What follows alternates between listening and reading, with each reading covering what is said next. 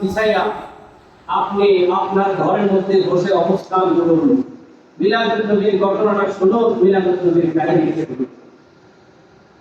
আল্লাহর কাছে হাজারো শুকর, হাজারো সুজুদ যে আল্লাহ আপনাকে আমাকে হায়াত দিয়ে আজ পর্যন্ত এই পর্যন্ত পৌঁছে দিয়েছেন, সুযোগ করে দিয়েছেন, মসজিদে আসার মতো বসার মতো তৌফিক দিয়েছেন, সুস্থ রেখেছেন, ভালো রেখেছেন। সেজন্য আমার কাছে নিজের মনকে উজাড় করে দিয়ে উচ্চ স্বরে উচ্চ কণ্ঠে একবার বলুন আলহামদুলিল্লাহ।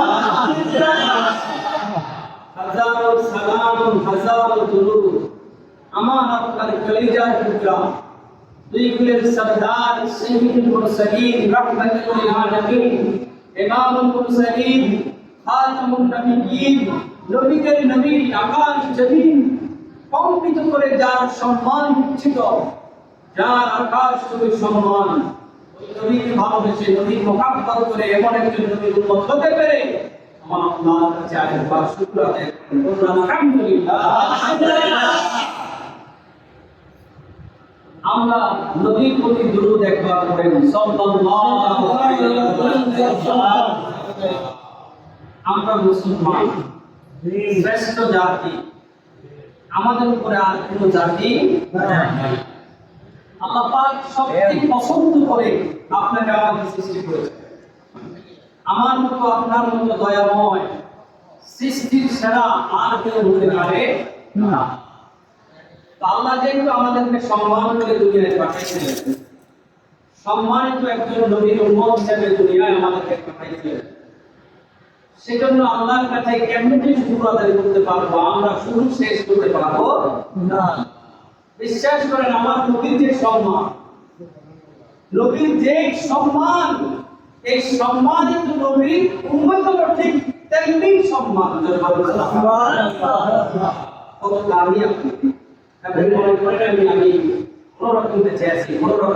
বিশ্বাস করেন, আপনার থেকে কত দাম অন্যান্য নবীর তুলনায়, অন্যান্য নবীদের উম্মতের তুলনায় আপনার অনেক দাম, অনেক দাম। একটু মেনে চলেন, একটু রাস্তা সোজা করে হাঁটেন, বিশ্বাস করেন মরার পর নবী আপনার জন্য সহায়তার জন্য দাঁড়ায় থাকেন। আপনার ইবাদত আগে না নবী আগে? বলেন আগে কে? ইবাদত না নবী? আগে নবী, পরে ইবাদত। আমার আল্লাহ বলছে ওয়াতিউল্লাহ ওয়া আতিউর রাসূল, বান্দা তোমরা যদি আল্লাহর কাছে আসো, আল্লাহকে চাও, আতিউল্লাহ আল্লাহর কাছে যাইতে যাও, আতিউর রাসূল আগে আমার নবীর কাছে যাও। সুবহানাল্লাহ। মুসলমান বিশ্বাস করেন, নবী ছাড়া আপনি উপায় নেই, নবী ছাড়া আমার উপায় নাই। আপনি কিসের ইমাম সাহেব, কিসের মুয়াজ্জিন সাহেব, কিসের আসল মুসলিম যদি নবীর প্রেম, নবীর ভালোবাসা আপনার ভিতরে না থাকে? নবীকে সম্মান করতে বলছে কে? আল্লাহ। জোরে জোরে বলবেন, নবীকে সম্মান করতে বলছে কে? আল্লাহ। আল্লাহ সম্মান করে আবার আমাদেরকে বলছে করতে। আল্লাহ রাব্বুল আলামিন বলছেন ইন্নাল্লাহা ওয়া মালাইকাতাহু ইউসাল্লুনা আলান নবী ইয়া আইয়ুহাল্লাযীনা আমানু সাল্লু আলাইহি ওয়া সাল্লিমু তাসলিমা। একটু সবাই জানেন না? কারণ কেন আমরা মিলাদ পড়ার আগে এই কথাটা পড়ি? কেন পড়ব? মিলাদ পড়ার আগে সাল্লু আলাইহি ওয়া সাল্লিমু তাসলিমা। মিলাদ শুরু করছেন নবীর সম্মান দিয়ে। যদি আপনি নবীর সম্মান দিয়ে মিলাদ না করেন, আপনার এই মিলাদ হবে না। শুনেন, ইন্নাল্লাহ, নিশ্চয় আমি একটু অর্থটা ভাঙি, মনোযোগ সহকারে শুনেন। ইন্নাল্লাহ, নিশ্চয় আল্লাহ তাআলা, ইন্নাল্লাহ এরপরে কি? ওয়া মালাইকাতুহু, আল্লাহ বলছেন ইন্নাল্লাহ, নিশ্চয় আল্লাহ, ওয়া মালাইকা ফেরেশতা, আলান নবী, এই ফেরেশতা আল্লাহ, ফেরেশতা সহ সবাইকে সহ আমার নবীকে সালাম দিচ্ছে। নবীর প্রতি দুরূদ পড়ে, নবীকে সম্মান করে, নবীকে তাজিম করে, নবীকে সম্মানের প্রদর্শন করেছেন কে? আল্লাহ, ফেরেশতা। এরপরে কি বলছেন? ইয়া আইয়ুহাল্লাযীনা আমানু সাল্লু আলাইহি সাল্লু ওয়া সাল্লু প্রবেশ করেছে, দিচ্ছে অনেক বহু বছর বুঝাচ্ছে। আলাইহি ওয়া সাল্লিমু তাসলিমা, ঈমানদার যারা আছে তোমরা আমার নবীর প্রতি সাল্লু দুরূদ পাঠ করো। সুবহানাল্লাহ। বিশ্বাস করেন। আগে বুঝেন আজকে কিসের দিন? ঈদে মিলাদ। ঈদে মিলাদ। আগে বুঝতে হবে ঈদে মিলাদ নবী মানে কি? ঈদ শব্দের অর্থ কি? খুশি।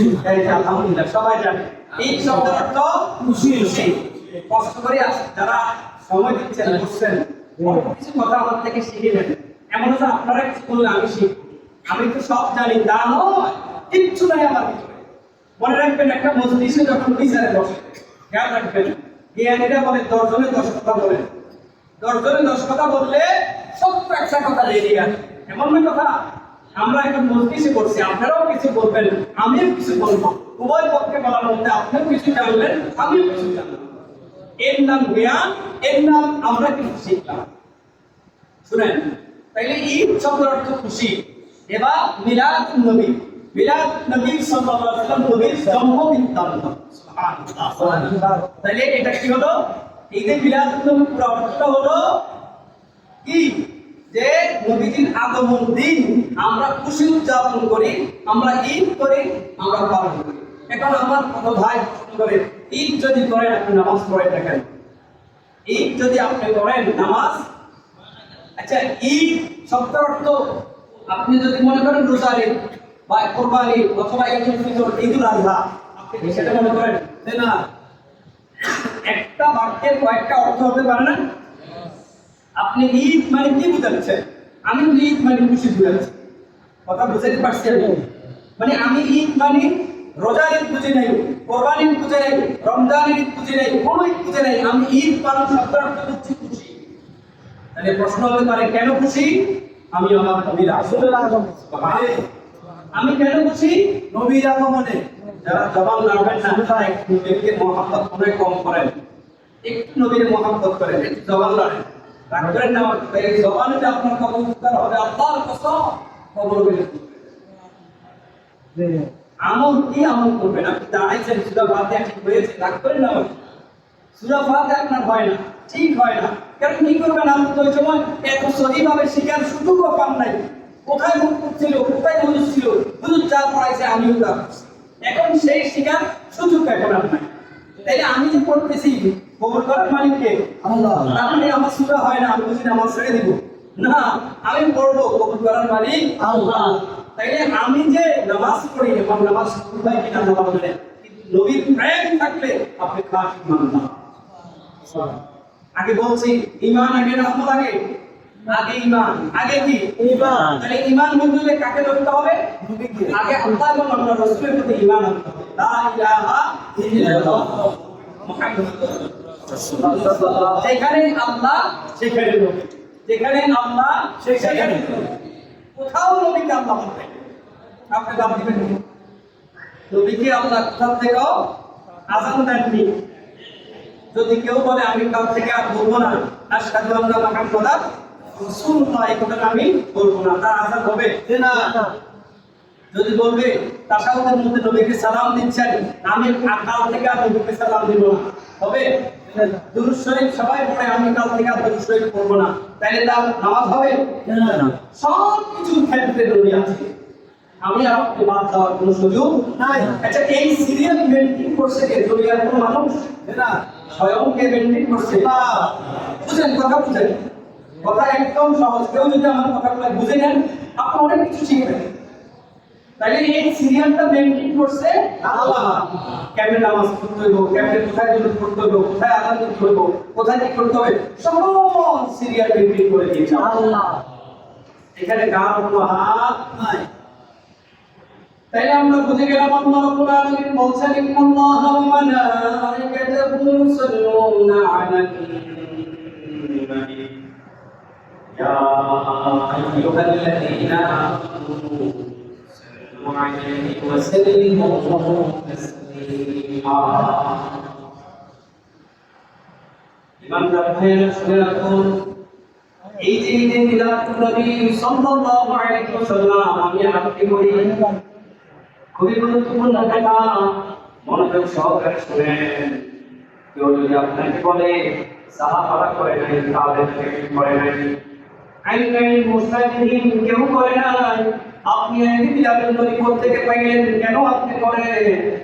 মুসলমান কোরআন শরীফে আসেন, আল্লাহ বলছেন আল্লাহু ওয়া মালাইকাতুহু ইউসাল্লুনা আলান নবী। ও দুনিয়াবাসীরা শুনে যাও, আমি মহান ফেরেশতাগণ সহ সবাই মিলে আমার নবীর দিনটা আমরা আকাশে করেছি। সুবহানাল্লাহ। আচ্ছা, এই 22 পারার আয়াতটাকে খণ্ড করার সুযোগ আছে? আপনি যদি বলেন আমি সব মানি, শুধু 22 পারার ইন্নাল্লাহু ওয়া মালাইকাতুহু ইউসাল্লুনা, আল্লাহ বলছে এই আয়াতটা আমি মানি না, আপনি কাল থেকে মুসলমান থাকবেন? তাহলে ঈদ খতম করছে কে? আল্লাহ। মিলাদ করছে কে? কারেন নিয়ে, ফেরেশতাদেরকে নিয়ে, কাকে নিয়ে? ফেরেশতাদেরকে নিয়ে। এবার আল্লাহ বলছেন ইয়া আইয়ুহাল্লাযীনা আমানু, ও মুসলমানেরা মনে রাখবেন, বাপের 5 সন্তানকে করে না। এক সন্তান মা বাবাকে সঠিকভাবে বাদ দেয়, এক সন্তান বাবা দেয় না, এক সন্তান খোঁজখবর রাখে কোনো রকম, আরেক সন্তান মা বাবার নাম শুনতে পারে না, আরেক সন্তান নিজের জীবন থেকে মা বাবাকে ভালোবাসে। মা বাবা বলছে কোন সন্তানের কাছে গেলে আমি নিরাপদ থাকবো, মা বাবা ওই সন্তানের কাছে আবদার করে, বাবা আমাকে এটা দাও, আমাকে এটা দাও। যে সন্তানগুলো বাপ মার চেহারা দেখতে পারে না, যে সন্তানগুলো বাপ মার সাথে পরিচয় রাখে না, বাপ মা কোনদিন বিপদে পড়লো সেই সন্তানগুলোর দিকে তাকায় না, আল্লাহ রাব্বুল আলামিন এত কোটি কোটি মানুষ আছে, আমাকে বলে না ইয়া আইয়ুহান নাস, আল্লাহ বলে নাই, আল্লাহ বলেছে ইয়া আইয়ুহাল্লাযীনা আমানু, হে ঈমানদাররা, সাল্লু আলাইহি ওয়া সাল্লিমু তাসলিমা। আমি যেমন আমার ফেরেশতাদেরকে নিয়ে আমার নবীর প্রতি দুরূদ আদায় করি, ও ঈমানদারেরা তোমরাও আমার নবীর প্রতি সেইভাবে দুরূদ আদায় করো। বলুন সুবহানাল্লাহ। আল্লাহ মিলাদ করে আপনাকে শিখাচ্ছে, আমাকে শিখাচ্ছে, কাউকে না, সবাইকে আল্লাহ বলেন। বুঝছেন আমার কথা? মা বাবার সন্তানদের সবার কাছে আবদার করা যায় না, কিন্তু কিছু কিছু কাছে বেশি করে আবদার করে। আল্লাহ বলছে আমি সবাইকে বলি নাই, যারা আমার উপর ঈমান এনেছে, কার উপরে? আল্লাহর উপরে। এবার আসেন একটা দলিল শেষ, এবার দ্বিতীয় দলিলের দিকে যাই। আল্লাহ রাব্বুল আলামিন বলছেন কুল বিফাদলিল্লাহি ওয়া বিরহমাতিহি ফাবিযালিকা ফালইফরাহু ওয়া খায়রুম মিম্মা ইয়াজমাউন। এই দলিল মুসলমানরা বিশ্বাস করেন, কেউ যদি আমাদের কথাগুলো খণ্ড করতে পারে, আমি আর কারো সাথে কথা বলবো না, এই কথাগুলো নিচে চলে যাবে। আল্লাহ রাব্বুল আলামিন কুল বিফাদলিল্লাহি কি বুঝাচ্ছেন? কুল বিফাদলিল্লাহি কি বুঝাচ্ছে, কি বলতেছে এখানে? আল্লাহ বলছেন কুল বিফাদলিল্লাহি ওয়া বিরহমাতিহি ফাবিযালিকা ফালইফরাহু ওয়া খায়রুম মিম্মা ইয়াজমাউন। আমার উম্মতেরা শুনো, আমার উম্মতেরা শুনো, ওয়া রাসূলুল্লাহ আপনি বলে দেন, আপনার উম্মতদেরকে জানিয়ে দেন, শুনিয়ে দেন, তারা যেন আল্লাহর পক্ষ থেকে যদি কোনো রহমত পায়, কোনো বরকত পায়, কোনো ভালো কিছু পায়, তারা যেন আল্লাহর শুকর আদায় করে, তারা যেন আনন্দ করে, তারা যেন উৎসব করে, তারা যেন মিছিল করে, তারা যেন বেশি বেশি আল্লাহর কাছে শুকর আদায় করে। তাই আল্লাহ পাক তার নিয়ামতের শুকর আদায় করে। সুবহানাল্লাহ। এবার বাংলা ভাষায় বুঝি, একদম সহজ ভাষা। আপনি কোন জিনিস পাইছেন, মনে করেন এই দুনিয়ার মধ্যে মা পাইছেন, বাবা পাইছেন, বিবি পাইছেন, সন্তান পাইছেন, আত্মীয় স্বজন অনেক কিছু পাইছেন, ধন সম্পত্তি সব পেয়েছেন, বলেন এর চেয়েও দুনিয়াতে বেশি কাকে বেশি আপন পেয়েছেন? বলেন আমার আল্লাহ এবং আল্লাহর রাসূল। কাকে? আল্লাহ এবং রাসূল। তাই দুনিয়ার মধ্যে আল্লাহ সবচেয়ে আমার আপনার পছন্দের জিনিস, আনন্দের জিনিস, খুশির জিনিস কি? আমার নবী। খেয়াল করছেন আমার কথা? এই দুনিয়ার মধ্যে সবচেয়ে আনন্দ বরকতময় জিনিস কি? আমার নবী। আমার নবী ছাড়া বরকতময় আনন্দময় আর কিছু হতে পারে না। এবার আমি খুশি করবনি, নবী যেহেতু দুনিয়ায় আসছে আমি খুশি করবনি, যে 100% খুশি করব।